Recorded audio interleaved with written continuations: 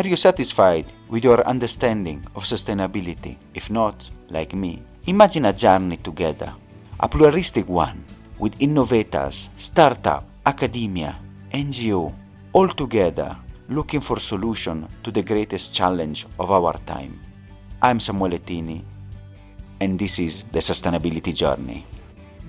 Welcome to another episode, and today I'm thrilled, I'm very happy to have such a guest, a world leader. I don't even know where to start. A world leader, an author, and then also, as you know, in our podcast we try to give voice to the Business for Good movement. There is also the CEO and founder of a certified B Corp, Marmalade Fish, the only B Corp in the Middle East. So wow, let us introduce Sami Al-Ashrafi. Sami, thank you so much for being here. Thank you, Samuele. It's amazing to be here. And actually, I'm delighted to say there are now 3 B Corps in the Middle East as of this week. Wow, fantastic. So the movement is growing. Took a while, but we're getting there. And you know, Sami, I'm really excited because your profile, you're an author, a world leader, a protagonist in the B Corp movement. But as usual, who is Sami? What is your sustainability journey? My sustainability journey, Samuele, goes back a few years when I was sitting at various roundtable discussions, listening to experts from corporations who were proudly asserting that changes had been made in their products and packaging to make them more sustainable. And so I asked, have those changes been rolled out across all markets? And the response came back, no, just in some, where it's mandated. So in another discussion, I asked an expert about sustainability in the supply chain and how do their values inform their decision-making and who they choose to partner with. And the response was this kind of blank expression. And so after a few more of those interactions, I came to realize there was a difference between what was being portrayed outwardly, often garnering hundreds of likes on LinkedIn, and what was actually happening in reality. And there was lots of green and whitewashing happening. And I guess there still is, right? And so as I became more discerning, I saw an opportunity to go broader and deeper. And it's my personal perspective that if you want to become more sustainable, then the starting point is values, culture, and this idea that I write about of conscious leadership. So thank you for your introduction. I founded the consultancy firm Marmalade Fish in 2015. In 2016, we became the first certified B Corporation in the region. And because we were attracted to this idea that it was globally benchmarked, and importantly, it was independently verified. And we quickly realized during the impact assessment that we thought we were doing great work, but actually we were really at base camp on that never-ending journey of continuous improvement. They say you're only a leader when you have your first follower. So last summer, we got our second B Corp in the region, which was 6 years after initial certification. So it takes time. And as I said, the third B Corp, I believe, was announced this week in the region. So we're getting there. And really, it's a journey, and it's really also in line with the results and the work they have done. So it's a benchmark, and it's also this community and the gathering. So when somebody like you open the floodgate, then people will start and seeing the importance and the work. And as you said, you are also a world leader, an author. So I want also to talk a bit about Marmalade Fish. The first one, for the people that are listening, they might say, Marmalade Fish, why this name? What's about? And the other one, I mean, how do you approach organization? What do you do? What is the mission and the vision for Marmalade Fish? Well, I'm half Arabic and half English. So you can imagine my father's dismay all those years ago when I said I was going to call a consultancy firm Marmalade Fish. But over time, it's become part of the vernacular. People have accepted it. My intention with the work we do is never really to criticize any initiative. But I think in the same way as we grew to understand that culture is not about foosball tables or free after-work drinks on a Friday or nap pods, I think that we need to understand that sustainability goes beyond banning plastic bags and getting people together as teams once a year centered on beach or park cleanups. In my mind, it's really about how ESG is embedded into the culture, behaviors, actions, habits, practices of everyone at every layer of the organization, and really articulating why that's important and how it will be done in those various layers of the company. And when it comes to values, not everything in life can be a priority. Not everything in business can be your priority. So having meaningful values tells your people and the market who you are and what to expect when interacting with you. And when done properly, I think creating organizational values is it's a really engaging process, figuring out actual values are and what perhaps might be aspirational. And when it comes to data, there's so much data out there that interprets what we call the climate of an organization. But we refer to that at Marmalade Fish as lag indicators. So like how people are feeling and showing up at work is a bit like the weather, but culture is deeper. It's like the meteorology that produces the weather. And we say it provides lead indicators to help leaders drive a business, importantly, in the direction that they would like to head in. So it's all about working out what your priorities are and how you're going to get there. And as part of a process, you're tapping into the collective intelligence of the organization, understanding what are the blind spots, therefore, what are some of the potential antidotes, but don't just deal with the symptoms, but the root cause of any resistance or unhelpful processes and behaviors that are going to get in the way of realizing the culture change. Thank you, Sami. And I really want to add on that, especially the role of culture from the organizational behavior, the war culture and the MBA. Everybody is discussing about culture. Culture is so important for transformation, for change. So you are now a world leader. You have worked with big organizations, with governments. Which are the culture, the region that you think they are interesting and challenging to work? Can you tell us a bit, about that? Well, great question. Well, I love being a global citizen, Samuele. So whilst I'm global in that nature, I'm always about celebrating what's local. And I think I'm fortunate because I have this unique perspective of being half English and half Syrian, but born and raised in the UAE, and my career has taken me all around the world.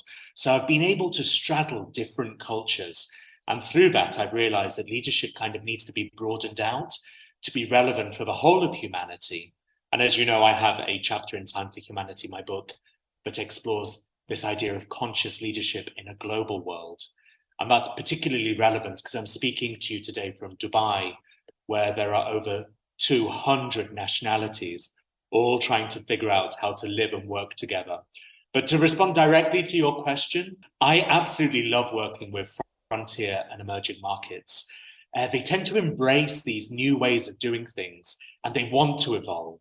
There's less resistance, I find. Now that travel has opened up again, I tend, when I'm doing consultancy work or facilitating for leadership teams, I try to arrive a couple of days early to really immerse myself in the local culture, and in doing so, expand my worldview. And I think that is the way. And also, I'm not at your level, but also the podcast, I can see, is making strides more, surprisingly, in the emerging markets and in where people are at the forefront. And I think they're the front for sustainability. And also, they're the most affected also from the effects of the climate change. And you have mentioned Time4Humanity and the work that you are doing, the conscious leaders and the work. So for the people that are listening to us, can you tell about your book? What is Time4Humanity? Why even the name? Why is so important that? And what is the inspiration? Why at this particular time you wrote it? Well, it's a guide to conscious leadership. And it's rather unusual, or if we try to reframe that, let's say it's unique. It starts off in the world of business and ends up looking at brainwaves and how to strive towards inner peace. But the book is offered like a mosaic of ideas, and like any guidebook, it invites readers to research and explore the bits that resonate with the reader. In a sense, it's also like a memoir. So I've tried to intersperse it with practical examples, personal stories, some academia, behavioral science, and even philosophy. Samuele, I found that there are so many books out there, so many great TED Talks, so many research papers, articles, and yet when I walk down my corridor where I live, I sometimes notice that my neighbors resist making eye contact with me, or we don't always hold the door open for somebody. I see aggression on the roads. I notice that some people They don't even take the extra couple of steps as they open the garbage room to put the rubbish down the chute. Instead, they just throw it onto the floor. And it's my sense, how on earth can we expect to address the big and important issues of our time if we don't start to live and examine our values in our homes and in our communities? And I know we love models and bullet points and 10 steps too, but I don't think that's necessarily what's needed right now. We're in this transitional period for humanity. We're going to be articulating, I believe, in the next 5, 6, 7 years, what the next few generations will look like. And there is perhaps an overemphasis on the external. So I tried to resist in the book the temptation to provide any models or frameworks to being more human. Instead, I wanted to offer readers an opportunity to reflect across the pages and just consider what might they shift in themselves and in their leadership of others as we bring about the kind of change that we want. To add on that, you rightly said we are in an age of transition. So in some books I read, we are in the between times. And especially as we discuss, the role of technology can shape the world and maybe even shape how consciousness and leadership is done. Because as we know, prediction machines and algorithms are there to decouple more and more from judgment and help humans to judge. So how do you see this development? Is it positive? Is it negative? Which are your concerns? Can it help also humanity to found themselves? Or how do you see it? Absolutely can. Technology is, or at least it should be, a facilitator, an enabler for humanity, and not the other way around. And so I believe when leveraged properly, it can be a great competitive advantage. At Marmalade Fish, we actually partnered with a company to offer non-biased AI solutions that bring the culture and engagement to life with different reporting tools that are multi-layered, often in real time. And in that sense, technology can be a huge catalyst for change. My concern is that with such rapid advances in tech, at this meta level, the grass is kind of growing underneath our feet before regulation can and is keeping up to protect us. And you know, Samuele, most people now accept that algorithms pretty much control every aspect of our lived experience. But on the occasions that I've spoken to a human being to question an automated process or a decision made by a machine, I've been told by human beings that they have no insight or control into it. And I really feel that we need to regain some of that control and understanding if, again, we're going to create that kind of future that we actually want. That is, I think, a concern that many people share about the new technology and the works. Engineers now, and the string of control and power is the one that creates the algorithm, which also with the feedback loop comes back and learn from himself. So I want to ask, you are a leader and you have also a perspective from Dubai and from the world to see the melting pot and the diversity of the world. So how do you see, which are the trends and development that you can see in these 5 or 6 years in this age of transition, which you are really looking? Well, I think there is a growing consciousness that the current approach is producing certain results, and more people are questioning whether we want different results. And therefore, there is this more energized, I don't love the word movement, so let me say instead, community of people calling for something different. I'm seeing people overtly expressing their values. They shop locally, for example, if they want to support their local community. Today is the beginning of Ramadan. We're recording this on the 23rd of March, 2023. And I'm noticing more families for the first time are talking about minimizing food waste. So we're bringing these sustainability ideas into the consciousness of people's hearts and homes. Employees are increasingly making it clear that they expect their companies to do no harm in the world. They're speaking up about toxic work cultures that don't work for them. And as I write in the book, that's really important given how much time we spend of our 1,000 months on Earth at work. So I think people are beginning to take back their power. They're making more conscious micro choices throughout the day. For example, with tech, I know that there are people in my community who are becoming more conscious of the data, how they share it, what they get in exchange, whether they unwittingly press accept to everything in order to access certain sites.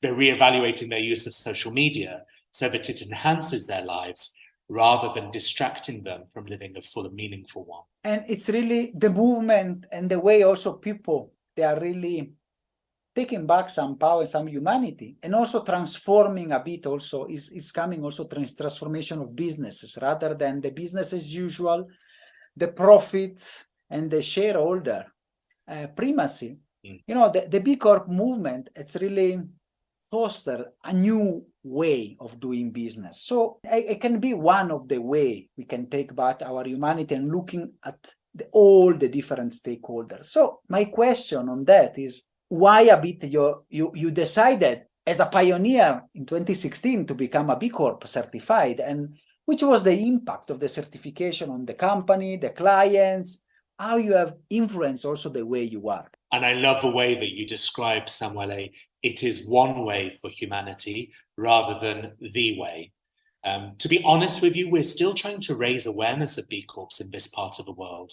I'm personally looking forward to more Arab entrepreneurs who care about people and planet as much as making profit, seeking certification for their businesses. At the moment, it's usually business students around the world who hear about us, are inspired and reach out. I'm not even sure that B Corps are taught in business schools here. And when I think of Expo 2020, there was a lot more interest from foreign visitors coming to the UAE. And I'm seeing the same with COP28, foreign visitors who will be traveling over here, reaching out rather than it being homegrown. So I think we still have a long way to go on the journey. And I suspect it's an awareness issue and maybe as well a bit of a caring issue. But the greatest advantage it's had for Marmalade Fish has been growing our pool of associates. It really has helped us attract the most talented and passionate people who want to deliver for the clients and hopefully make the world a better place. This is the talent attraction, the work, and the sense of, say, community that is coming up from the movement. As you know, since you are a leader there, do you have, and maybe people are listening to us, especially from the emerging market, and they say, B Corp, which advice you can give, being also based in the frontier emerging market for people, for businesses, organization that they want to become certified or adopting sustainable practices? Well, my advice would be don't approach it like a project. Try and engage people, and in doing so, shift your mindset from this cycle of short-termism that we currently find ourselves in towards that medium to long-term thinking. And I know it's not easy. So it's something to work towards rather than achieving.